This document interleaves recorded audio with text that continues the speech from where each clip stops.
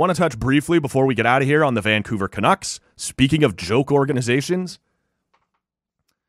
on Wednesday afternoon, the Vancouver Canucks traded away the first-round pick that they got from the New York Islanders in the Bo Horvat trade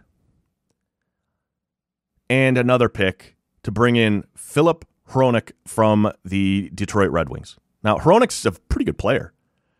On a contending team, I would say second-pair defenseman. I believe he's been playing some top pair in Detroit, but he's very good. No beef there. My beef, as per usual, is with the Vancouver Canucks, who have no idea who they are or what they're doing. Can we walk through this for a second?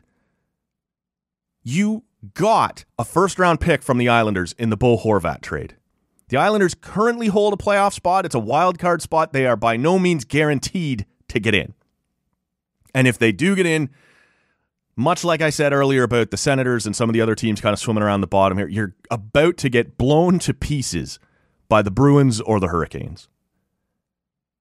So it's going to be, at worst, kind of a mid-teens draft pick.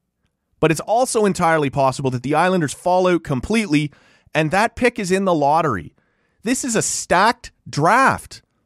It's not just Connor Bedard and Adam Fantilli and Matvei Michkov. This draft is stacked 10, 15, 20 deep. And you traded away a first-round pick that is going to fall in the meat of that area? It could fall out of the playoffs.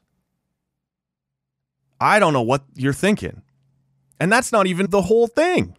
You've brought in a good player while you're tanking.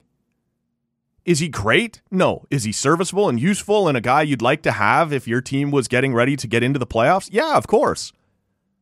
But in the meantime, while you're supposed to be tanking, you're bringing in help. The Vancouver Canucks right now would pick 6th overall. That also means they are in the lottery and easily could win and move up and get Connor Bedard. Anybody know where Connor Bedard is from? Yeah, Western BC, local kid.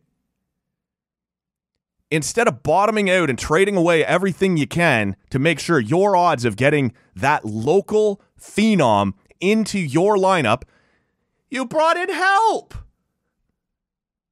You're trying to play better. You're trying to move up. This season is lost. You are not going to the playoffs. You're not close. Let it go. Well, he could help us later. When? This year's focus at this point needs to be on, hey, can we get that local star into our lineup?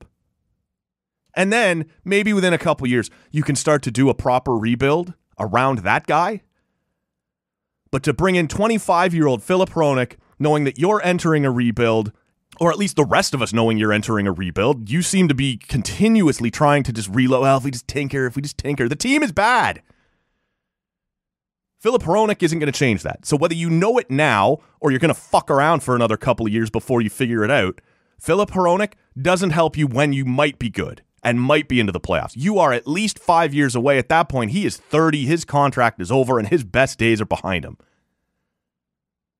This was an idiotic trade from every sense of it. The fact that the Canucks gave away the Islanders' first-round pick that they had and brought in someone to help them make their own pick worse.